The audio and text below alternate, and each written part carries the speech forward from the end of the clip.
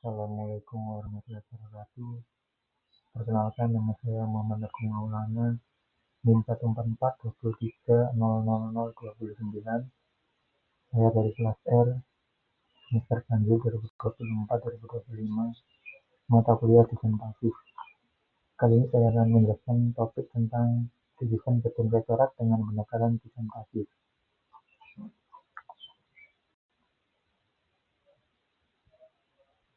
Yang pertama ada headline. Saya tandai dengan huruf A adalah gedung rektorat, gedung B Grahawidya, gedung C Fakultas Ekonomi dan Bisnis, dan gedung D Fakultas Hukum. Dengan arah mata angin utara di sebelah atas dan gedung rektorat menghadap ke arah timur.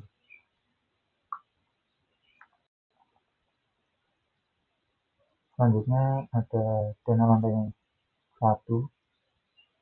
Selanjutnya terdapat plaza berada di Plaza Beringin.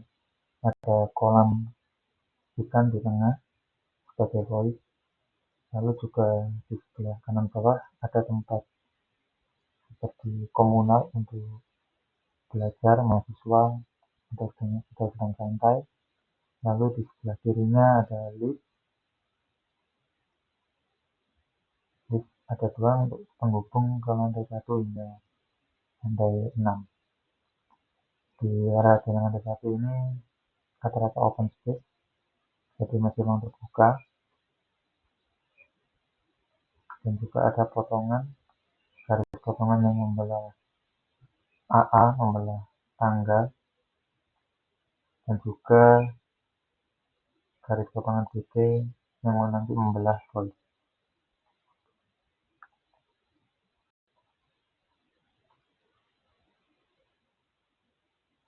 Selanjutnya ada tenan lantai paling atas, yaitu di lantai 6.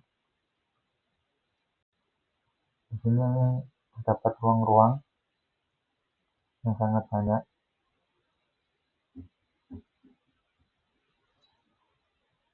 dan juga terdapat tangga, lift di sebelah kiri, tetapi di tengahnya tidak ada void karena voidnya hanya sampai di lantai 3.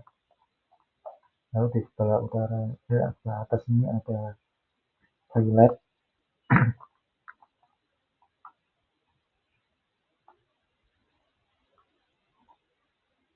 Dan di sini rata-rata ruangannya tertutup, ya, hanya dibatasi dengan display-nya jendela kaca.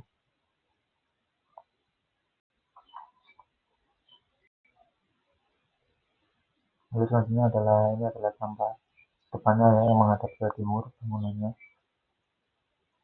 Di sini sistemnya masih ada sisi-sisi dan setting aja di tengah, bagian tengah saja.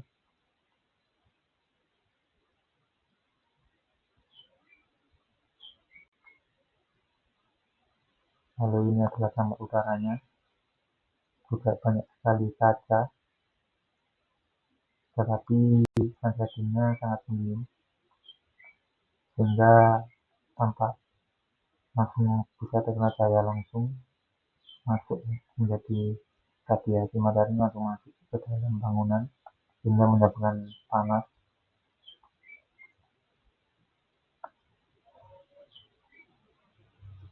Dan banyak juga ini jendela-jendela yang tidak bisa dibuka, jadi bisa mengurangi penghawaan sirkulasi udara di dalam bangunan. Lalu ini adalah tampak selatannya, juga sama seperti tampak utara tadi, banyak kaca-kaca sehingga banyak radiasi matahari yang bisa masuk langsung ke dalam bangunan sehingga bisa memberikan thermal yang tinggi di dalam bangunan. Lalu ini ada perspektif stereo yang pertama. Di atasnya hanya sebuah cat, tidak ada apa-apa. Dan juga bangunan ini sangat minim sekali sunsetting, ya. Apalagi bangunan ini lebih tinggi, jadi banyak menerima langsung radiasi matahari secara langsung, sehingga diperlukan sunsetting atau solusi yang lainnya sebagai penjagaan radiasi dan masalah-masalah ini.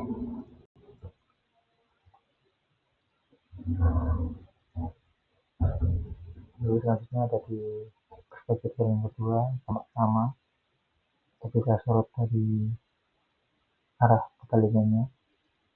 Di sini dan di sini juga menampak banyak radiasi yang bisa masuk atau jemput bangunan yang langsung terdampak radiasi matahari, sehingga banyak jaringan solusi. Lalu selanjutnya ada perspektif interior pada lantai dasar, lantai 1.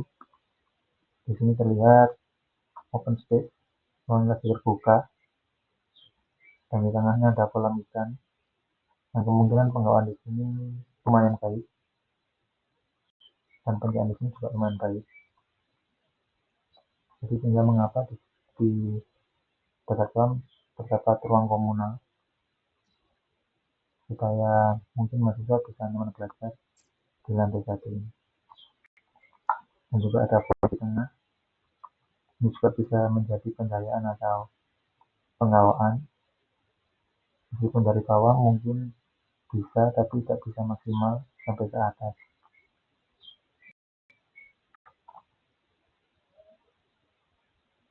Selanjutnya ada perspektif interior di lantai atas.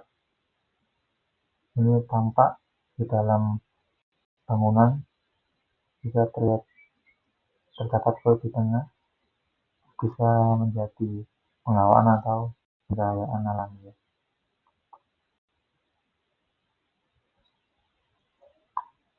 Tapi ternyata di sini voidnya hanya sampai lantai 3 saja, lantai 5 dan 6-nya tertutup.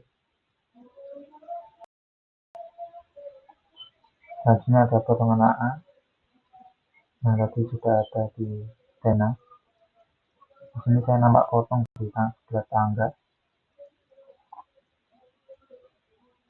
agar terlihat elevasinya.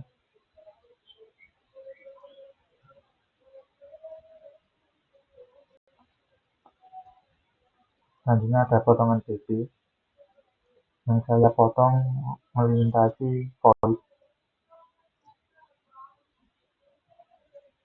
hingga nampak demikian. Jadi terlihat voidnya hanya lantai 1 dan 3 saja, 4, 5, 6 sudah tertutup.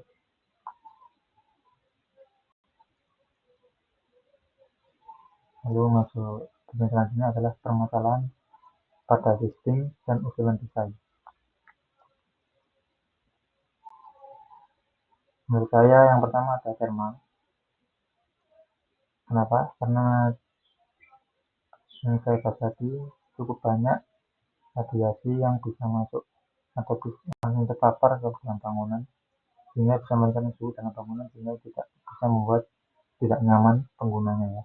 Jadi di sini saya menerapkan pengaturan thermal bangunan melalui penggunaan sisi sunsetting yang berfungsi menahan paparan sinar matahari langsung sekaligus mengurangi panas berlebih yang masuk ke dalam bangunan. Lalu juga pemilihan struktur yang berwarna terang membantu untuk memantulkan panas sehingga dinding tidak menyerap suhu terlalu tinggi. Dan selain itu, penerapan kaca low E digunakan untuk menahan radiasi panas matahari tanpa mengurangi kualitas cahaya alami yang masuk, sehingga suhu ruang tetap nyaman dan stabil. Jadi kombinasi elemen-elemen ini mampu meningkatkan kualitas thermal bangunan sekaligus mendukung efisiensi energi secara keseluruhan.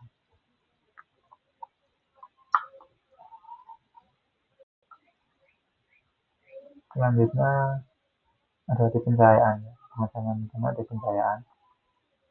Jadi untuk ruangan yang tertutup tadi, per 5 itu juga sulit untuk pencahayaan. Jadi saya di sini memanfaatkan eksterior yang berwarna cerah pada dinding untuk memantulkan cahaya. Jadi sehingga disiplin pencahayaan alami di dalam ruangan menjadi lebih merata dan efisien.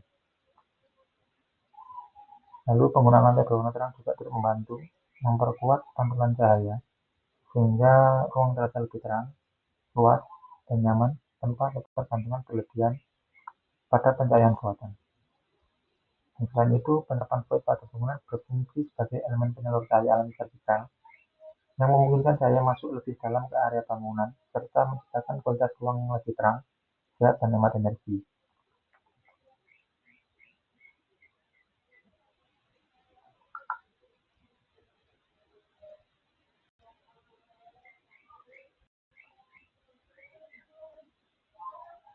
Lalu selanjutnya yang sudah saya gambar, saya juga melakukan bukaan jendela yang dirancang secara strategis untuk memungkinkan pertukaran udara alami sehingga udara segar dapat masuk dan udara panas dapat keluar dengan optimal ya. Selain itu, penerapan void juga unsur membantu ya, berfungsi sebagai ruang sirkulasi vertikal yang membantu mengalirkan udara panas ke bagian atas bangunan sehingga tercipta aliran udara yang lebih lancar dan nyaman.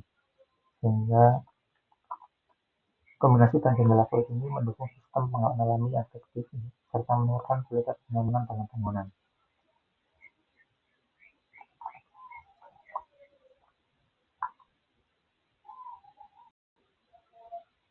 Lalu ada rekomendasi yang selanjutnya adalah energi terbarukan ya. Jadi penerapan kaca low emisi ini pada bangunan juga termasuk energi terbarukan yang mengurangi panas radiasi matahari yang masuk tanpa mengurangi kualitas bencana alami, sehingga membantu dan menjaga kenyamanan termal dalam ruang. Selain itu, penerapan roof garden, saya juga menggunakan roof garden ya, berfungsi sebagai area penghijauan yang membantu menurunkan suhu bangunan, meningkatkan kualitas lingkungan, serta mendukung penyerapan air hujan. Jadi kenapa saya memilih roof garden, karena biasanya gedung bertingkat sangat minim sekali untuk penghijauan dan untuk penyerapan air, sehingga saya terapkan ini untuk jadi solusi bagaimana penghijauan dan pengolahan air hujan gitu ya. Lalu juga ada sistem pengolahan air juga ke depan untuk memperkembali air hujan maupun air limbah ringan sebagai upaya efisiensi penggunaan sumber daya air. Dan juga saya di sini menerapkan energi berkelanjutan dengan solar panel sebagai sumber terbarukan untuk mengurangi tergantungan terhadap listrik konvensional. Jadi serta mendukung konsep bangunan ramah lingkungan dan berkelanjutan. Mungkin itu saja solusi yang bisa saya berikan dalam gedung rektorat Unpad Surabaya. Semoga bermanfaat. Mohon maaf apabila ada salah kata dan juga. Assalamualaikum warahmatullahi wabarakatuh.